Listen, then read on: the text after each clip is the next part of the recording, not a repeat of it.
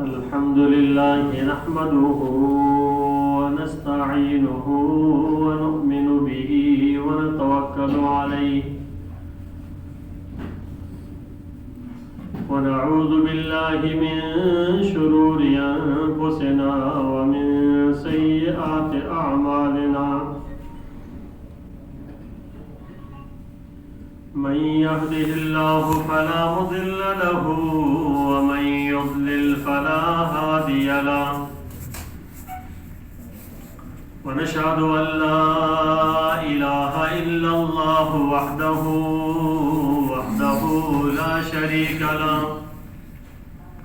لا شريك له ولا وزير له ولا ند له ولا مثل له ولا مثال له ونشهد أن سيدنا وسندنا وحبيبنا وحبيب ربنا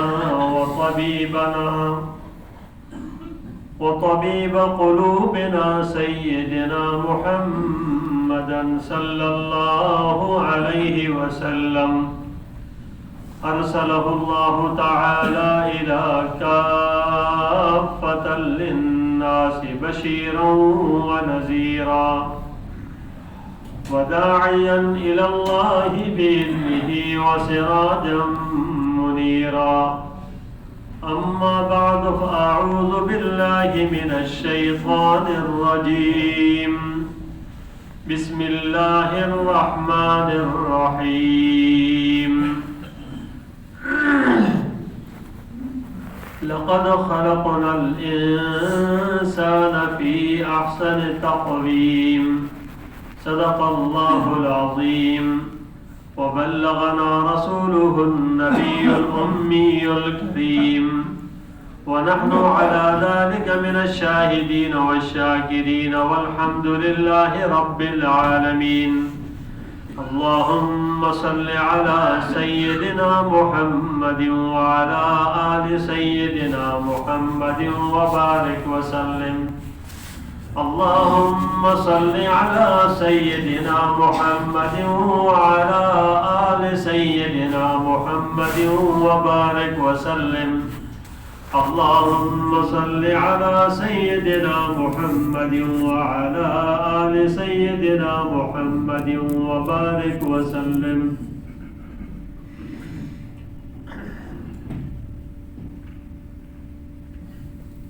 جواہر انسانیت،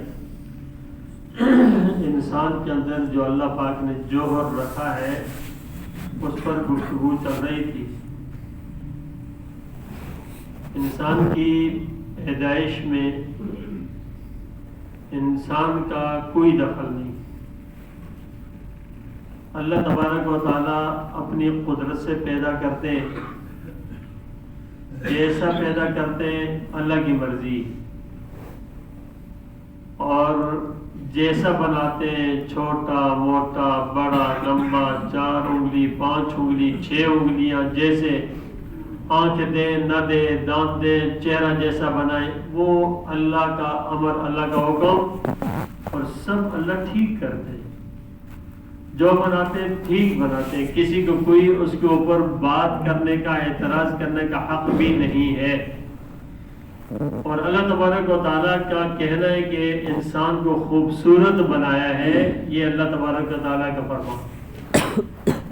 اب مسئلہ یہ کہ اس بناوٹ کے اوپر انسان سے کوئی سوال نہیں ہوگا۔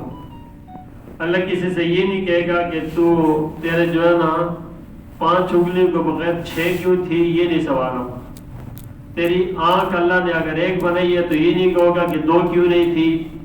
اگر آنکھوں کی بینائی اللہ نے نہیں دی ہے تو یہ سوال نہیں ہوگا کہ کیوں نہیں ہے۔ اللہ تبارک و تعالیٰ نے انسان سے یہ سوال کرنا ہی نہیں ہے، یہ سوال ہونا ہی نہیں۔ انسان جیسا ہے، جس طریقے سے ہے، اس کے اوپر انسان سے کوئی سوال نہیں ہوگا۔ البتہ سوال جس چیز پہ ہونا ہے وہ اصل جوہر ہے انسان کے اندر، اور اس جوہر کو انسان میں جب داخل ہوتا ہے نا، جب وہ جوہر آتا ہے نا اور اس کو آتا نہیں ہے، لیا جاتا ہے. یہ جوہر آتا نہیں ہے، لیا جاتا ہے. اللہ تبارک و تعالیٰ نے اس کو دنیا میں تو لے آئے اور لا کر اس کو دنیا کے اندر انسانوں کے سامنے تو رکھ دیا، اب لیا جاتا ہے. تو ہم دیکھتے ہیں کہ اگر دنیا کا جاہل ترین انسان بھی ہے، دنیا کا ایسے جگہ کا انسان کہ وہ ایسے علاقے کا کہ کوئی پڑھائی نہیں ہے، کوئی شعور نہیں ہے وہاں پر، تو ہم دیکھتے ہیں کہ کھانا وہ بھی کھاتا ہے، پانی وہ بھی پیتا ہے، اپنی پیٹ کی ضروریات کے لیے بازار وہ بھی جاتا ہے، سب چیزیں وہ بھی کرتا ہے، محنت وہ بھی کرتا نظر آتا ہے. اس کے اوپر اب دیکھتے ہیں تو کوئی یہ نہیں کہتا یار، یہ سب کہتے ہیں لکڑیاں کاٹ کر محنت کرتا ہے، ہل چلا کر محنت کرتا ہے، کھیتی باڑی کر رہا ہے، ہر اعتبار سے وہ اپنے اس کام کے لیے تو بالکل سمجھدار نظر آتا ہے. یعنی اس کو تو انسان کیا کہتا ہے، پاگل تو نہیں کہتا نا، پاگل ہے جو ویسے پھر رہا ہوا رہا، جو کچھ بھی نہیں سمجھتا، جس کو مجنون اور دیوانہ کہے. تو اللہ نے اس کو بھی مکلف نہیں بنایا جو مجنون اور دیوانہ ہو، لیکن جو اتنا سمجھ رکھتا ہے نا، عقل شعور کہ بھئی وہ اپنے کھانے پینے کے ضروریات، اپنے گرمی سردی کے ضروریات، اپنے گھر بنانے کے لیے، اپنے جو ہے شادی بیاہ کے لیے، اپنے ان جنسی خواہشات کے لیے سب چیزوں کی سمجھ رکھتا ہے، یہ سب چیزوں کے شعور اس کو ہے. اب جب باری آتی ہے نا نماز کی، قرآن کی، دین کی، تو کہتے ہیں جاہل آدمی ہے نا، پڑھا نہیں ہے، جاہل آدمی ہے، پڑھا نہیں ہے. تو یہ عذر چل جائے گا کیا کہ ہم کہ جاہل آدمی ہے، پڑھا نہیں ہے. جاہل آدمی پڑھا نہیں یہ عذر نہیں ہے کہ انسان کے جاہل آدمی کو جہالت دور کرنے کی فکر کرنی چاہیے، جا کر پڑھنا چاہیے، جا کر سیکھنا چاہیے. یہ کوئی دلیل نہیں ہوگی کہ انسان کہ جاہل تھا، پڑھا نہیں ہے، زندگی تو بڑی دیہاتوں میں گزر گئی ہے، اس نے تو کبھی یہ نہیں سیکھا کہ نماز کیسے پڑھتے ہیں، اور قرآن پڑھنا اس کو نہیں آتا، دین کی سمجھ نہیں ہے، پڑھنا نہیں آتا اس کو. بھائی وہ اپنی ساری جسم کی ضروریات، جسم سے اندر پیدا ہونے والے خواہشات کی ضروریات پوری کر رہا ہے، اس کے لیے وہ مسافر بھی بنا ہوا، اس کے لیے وہ ملکوں کا سفر کرتا ہے، اس کے لیے گھر بار چھوڑ دیتا ہے، سب کچھ کرتا ہے. اگر کوئی چیز نہیں ہے اور جس کے لیے ہم اس کو جو ہے نا بہانہ بنا کر کہتے ہیں یار جاہل آدمی ہے، اس کے لیے کیا ہے، وہ صرف دین کے لیے کہتے ہیں کہ یار جاہل ہے، کچھ پتہ نہیں ہے. تو کیا خیال ہے، یہ دلیل چل جائے گی انسان کیا کوئی یہ دلیل چلا لے گا؟ یہ کوئی ایسی دلیل نہیں جس کو ہم مان جائیں. تو ہم سارے اپنی زندگی کے اندر آرام سے بیٹھو، ماں باپ کو بھی فکر نہیں ہے، ماں باپ کو بھی، اور ماں باپ سب سے بڑے جرمدار ہیں اس کے اندر ہے کہ جس ماں باپ نے خود بھی جاہل رہا اور بچوں کو بھی جاہل رکھا، ان کو دین سے دور رکھا، دین کے شعور نہیں دیا، ان کو دین سے دور رکھا، نماز سے دور رکھا، پڑھنے سیکھنے سے دور رکھا، ان کو کیسے آئے گا؟ اور آج کل کے بھی شہروں کے بھی حال یہ ہے نا کہ شہروں کے اندر بھی ہم نے جو حال سیکھنے کامیابی کے لیے جو سیکھا جاتا ہے نا، اس کا ساتھ جو حال ہم لوگوں کا ہے نا، وہ ہم سارے جانتے ہیں کہ کیا ہے، وہ سب کو پتا ہے کیا. ہمارے چھوٹا سا بچہ جب بولنے لگتا ہے نا، ہم اس کو کس سسٹم کے حوالے کرتے ہیں اور کس سے دور رکھتے ہیں، یہ میرے اور آپ کے سامنے.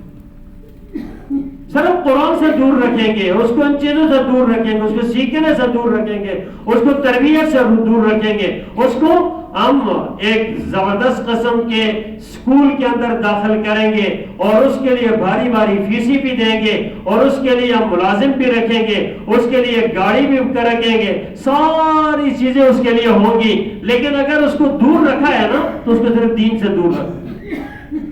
اور جیسے ہی یہ بچہ پروان چڑھ کے تھوڑا سا بڑا ہوتا ہے، اس کو بولنا آتا ہے، چلنا پھرنا آتا ہے، شعور آتا ہے، اس وقت سے اس بچے کے دل و دماغ کے اندر جو چیز آتی ہے نا، آ رہی ہے، ماں باپ کی طرف سے بھی آ رہی ہے، وہ صرف دین سے دوری ہے، دین سے دوری ہے. باقی وہ مسلمان ہے، اس لفظ کے بسم اللہ اللہ کا لفظ، بسم اللہ اللہ کا نام تھوڑا سا سکھا دیتے ہیں، پھر اس پر ہم مطمئن ہو جاتے ہیں میرا بچہ تو ماشاءاللہ لا الہ الا اللہ محمد رسول اللہ پڑھ رہا ہے، اور بڑا ماشاءاللہ اس نے بڑا لا الہ الا اللہ محمد رسول اللہ پڑھ لیا کافی ہے۔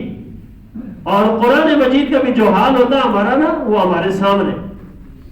تو میرے پیاروں، غور کرنے کی بات یہ ہے کہ جو کامیابی کے لیے جو چیز ضرورت تھی نا، کامیابی کے لیے، وہ تو سیکھنا، اور وہ سیکھنا جس سے انسان کو خدا کا راستہ ملتا ہے، وہ دین سیکھنا جو آسمان سے آیا ہے، وہ طریقہ سیکھنا جو محمد الرسول اللہ صلی اللہ علیہ وسلم لے کر آئے۔ آپ صلی اللہ علیہ وسلم نے نا اس جوہر کو انسان کے اندر پیدا کرنے کے لیے سب سے پہلے ابتدا کی ہے، اس کو ابتدا کی ہے۔ بچہ جب پیدا ہوتا ہے تو سب سے پہلے ماں باپ کا حق ہے اس کے اوپر کیا، اس کا اچھا نام رکھا جائے۔ سب سے پہلے تو اس کو نام کے بعد اس کے کانوں میں اذان دی جائے۔ اب یہ کانوں میں اذان، دائیں بائیں میں ایک کان میں اذان، دوسرے میں اقامت، مسلمان کے بچے کی ابتدا یہاں سے ہوتی ہے۔ ابھی اس کو کچھ بھی پتہ نہیں، اس کے کان میں سب سے پہلی آواز یہی جائے، یعنی اس کو یہ سکھایا جائے کہ بھئی کہ آزان بھی ہماری اپنی طرف سے نہیں ہوتی ہے، اور نہ یہ کسی جو ہے دیہات اور شہر کا نام نہیں ہے، نہ یہ کسی کلچر کا نام ہے، یہ تو شاعر اللہ ہے۔ یہ آواز اس کے کانوں میں سب سے پہلے جائے تو آزان دی جائے، اس کے سیدھے کان میں آزان، بائیں کان میں اقامت کہی جائے۔ بھئی یہی تو ہے آزان ہے، اس کے بعد اقامت کہی جاتی ہے نماز کے لیے، تاکہ یہ اس کو پتہ چلے کہ بھئی یہ آزان ہے، اس کی طرف آنا ہے، یہ وہ فرض ہے جو بچے کے اوپر بھی، اور اس کے بڑے ہو کر یہ سب سے پہلے فرض سامنے آئے گا۔ اس فرض کے لیے صاحب نصاب ہونا ضروری نہیں ہے، اس فرض کے لیے صاحب نصاب ہونا ضروری نہیں ہے، زکوٰۃ اور حج کی طرح، قربانی کی طرح، بڑے اور فرائض کی طرح یہ آنا ہی آنا ہے، یہ فرض ہے۔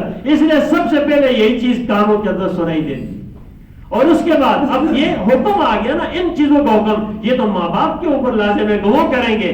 7ویں دن ہوتا ہے، بچے کا نام رکھو، بچے کے بال اتارو، بال اتارنے کے بعد اتنے وزن کر کے چاندی صدقہ کرو، اور بچہ ہے تو اس کے اوپر صدقہ عقیقہ کرو، اور اگر 7ویں دن نہیں کر سکے 14ویں دن کرو، اگر 14ویں کو بھی نہیں کر سکے 21ویں دن کرو، اگر اس کے اوپر بھی نہیں کر سکے پھر کسی بھی دن کر لیں، عقیقہ کریں۔ اب یہ مستحب عمل ہے، یہ فرض نہیں، لیکن متوجہ ہو گیا نا اللہ کی طرف سے کہ کیا کرنا ہے، ذمہ داری لگ گئی ہے۔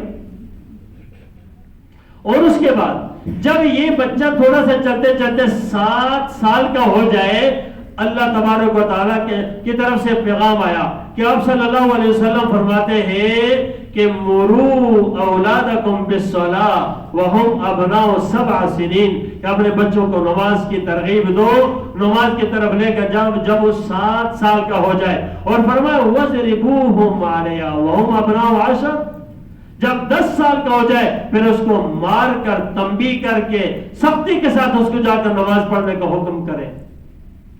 یہ حکم کہاں سے آیا، اور ذمہ داری کس کی ہے؟ ماں باپ کی۔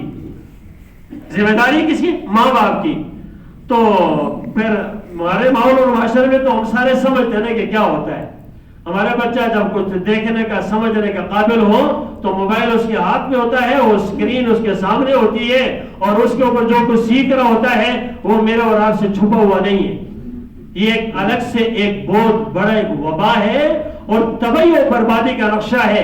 اس لیے کہتے ہیں بچے کے دماغ میں جو چیز آتی ہے نا، اس کے بارے میں کہا جاتا ہے پتھر پہ لکیر کی طرح ہے، النقش کالحجر، کہ پتھر پہ لکیر ہے۔ پتھر پہ لکیر کا مطلب یہ ہوتا ہے کہ جو چیز آ گئی نا وہ مٹتی نہیں ہے، اور ہم نے تو وہی سامنے کیا۔ ماں اپنے سر سے ذمہ داریاں ٹالنے کے لیے، یہ باپ اپنے سر سے ٹالنے کے لیے، یار میری دماغ نہ کھاؤ، چلو ٹیبلٹ لے کے دے دیں گے، موبائل دے دیں گے، لے لے، اور اس کے اوپر بچہ کیا دیکھ رہا ہے؟ نیٹ بھی چل رہا ہوتا ہے، بچے کی گیرے میں چل رہی ہوتی ہے، بچے کے ہاتھ میں چل رہے، بچے کی پوری دماغ اس کے اوپر لگ رہا ہے، اور پوری دنیا کی ساری چیزیں دماغ میں بیٹھ رہی ہے۔ تو یہ کیا کوئی اخلاق سے کہیں گے، کچھ اچھی چیز سیکھے گی؟ سوال نہیں پیدا ہوتا۔ تو میرے پیاروں ہماری جو ذمہ داری شروع ہوتی تھی نا اپنے بچوں کے لیے وہ یہ تھی. اب یہاں پر یہ فرق نہیں ہے کہ یہ بچہ شہر کا ہو تو اس کے لیے اور حکم ہے, دیہات کا ہو تو اس کے لیے اور حکم ہے. ہمارا تو دیہاتوں تک بھی اسکول عام ہے, چل رہا ہے, اور کہتے ہیں یار ایجوکیشن کے لیے تو ماشاءاللہ قریہ بستی یہ اسکول تو ہے, لیکن اگر اسکول ہے سب کچھ ہے صرف قرآن نہیں.